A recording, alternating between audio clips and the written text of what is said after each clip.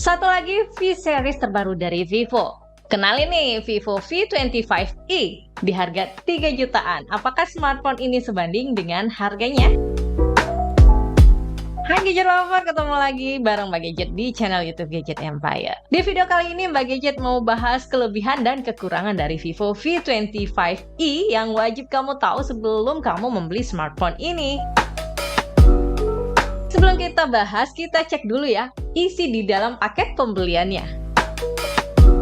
Boxnya cukup mirip dengan seri Vivo V25 5G dan V25 Pro 5G. Di boxnya, selain smartphone-nya, seperti biasa, kita dapetin silicone case, buku manual dan kartu garansi, adapter charge, kabel charging, dan SIM ejector. Dan Vivo V25e yang bagi review ini warnanya Sunrise Gold. Desain bodinya ini keren banget ya. Vivo V25e udah pakai desain body flat frame dengan kamera setup yang kelihatan elegan. Bodinya tipis, hanya 7,79 mm aja dengan bobot hanya 186 gram. Backbody-nya udah pakai teknologi UV color changing design yang bisa berubah warna ketika kena sinar matahari. Finishing bodinya dilapisi AG glass jadi nggak gampang kotor atau ninggalin jejak jari. Selain warna Sunrise Gold ini, ada juga warna Diamond Black buat kamu yang suka warna yang lebih simple. Selain desainnya yang mewah, durabilitas body Vivo V25 ini juga bikin worry free. Smartphone ini udah dilindungi sertifikasi IP54 Dust and Splash Proof, jadi bakal tetap aman dipakai seharian di luar ruangan meski dengan kondisi cuaca yang sering berubah drastis.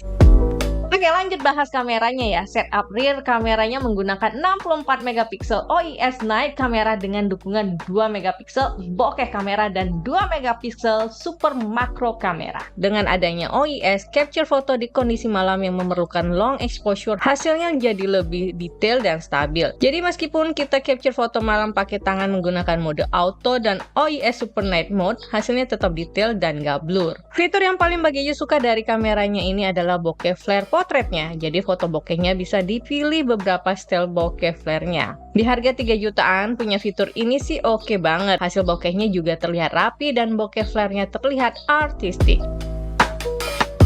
Buat bikin konten yang artistik, ada juga fitur double exposure yang bisa gabungin dua foto dalam satu frame. Keren kan?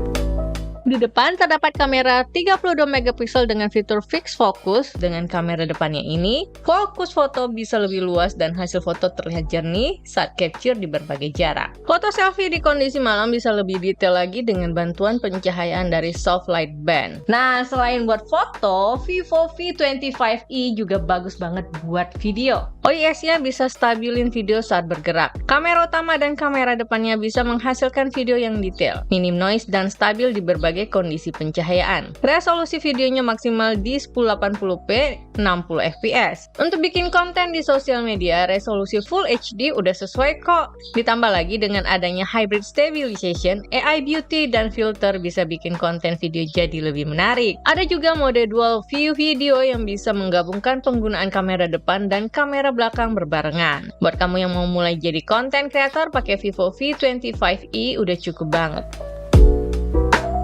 Yang juga jadi kelebihan dari Vivo V25e menurut Mbak Gadget ada di kapasitas RAM dan storage-nya. Smartphone ini punya RAM besar 8GB plus 8GB extended RAM dan storage besar 128GB yang bisa di-expand dengan tambahan hingga 1TB via microSD slot-nya. Slot SIM card-nya pakai hybrid slot SIM, jadi bisa pilih pakai 2 SIM card atau pakai 1 SIM card plus microSD slot-nya. Punya RAM yang lega bikin nyaman pas multitasking. Jadi habis shoot foto atau video, kita bisa langsung edit pakai smartphone ini dengan lancar. Proses editing lebih cepat dan multitasking buka beberapa aplikasi sosmed masih tetap lancar. Smartphone ini menggunakan chipset seri G tertinggi dari MediaTek saat ini, yaitu Helio G99.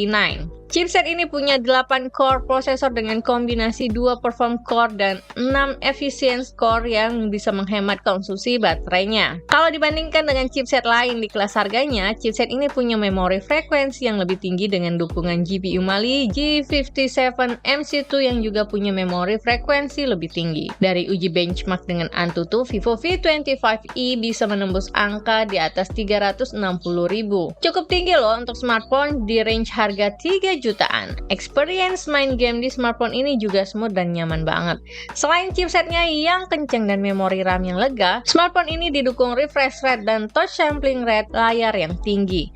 Untuk maksimalin experience gaming online di smartphone ini disematkan eSport antena design dengan multimodal antena design di sekeliling bodinya dan didukung intelligent multi antena switching untuk konektivitas yang lebih stabil dengan sinyal yang kuat. Gak ketinggalan, ada juga game mode yang bisa booster perform smartphone saat bermain game, menghilangkan penggunaan notifikasi dan bisa memantau perform smartphone saat digunakan ketika bermain game.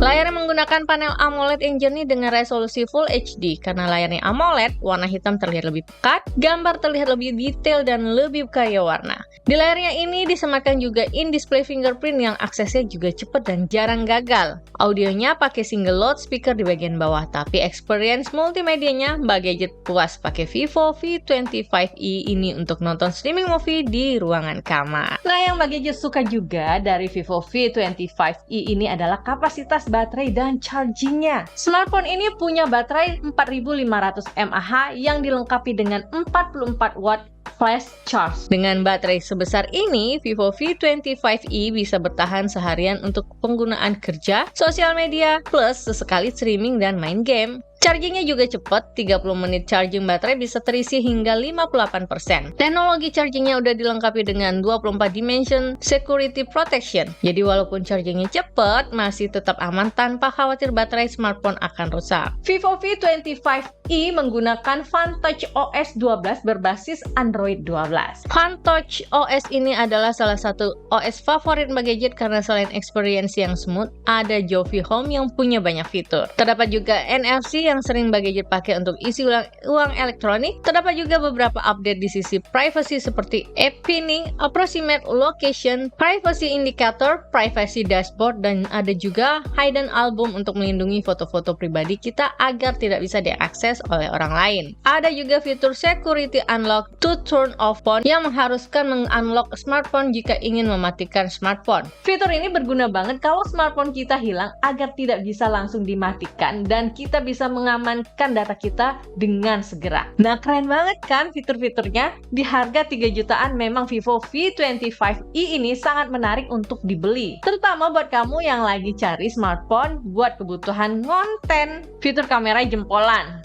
performanya kenceng, layarnya jernih, dan yang pasti bisa diandelin buat dipakai seharian. Di harga 3 jutaan jelas ada beberapa hal yang mesti kita maklumi. Di antaranya adalah desain layar yang masih menggunakan water drop design dan ketiadaan audio jack, dan audionya masih menggunakan single speaker bisa jadi kendala bagi beberapa orang. Tapi untungnya Vivo juga menghadirkan TWS terbarunya dengan harga yang sangat terjangkau, yaitu Vivo TWS Air. Nah, jadi gimana menurut kalian? Apakah Vivo V25e ini sudah sebanding dengan harganya? Yuk tinggalkan komentar kalian di bawah ya. Kita diskusi bareng mengenai smartphone ini. Kritik, saran, dan masukan untuk channel YouTube Gadget Empire juga masih Mbak Gadget tunggu di bawah. Akhir kata, Mbak Gadget harus pamit undur diri. Wassalamualaikum, sampai ketemu di next video berikutnya. Dah, wassalamualaikum.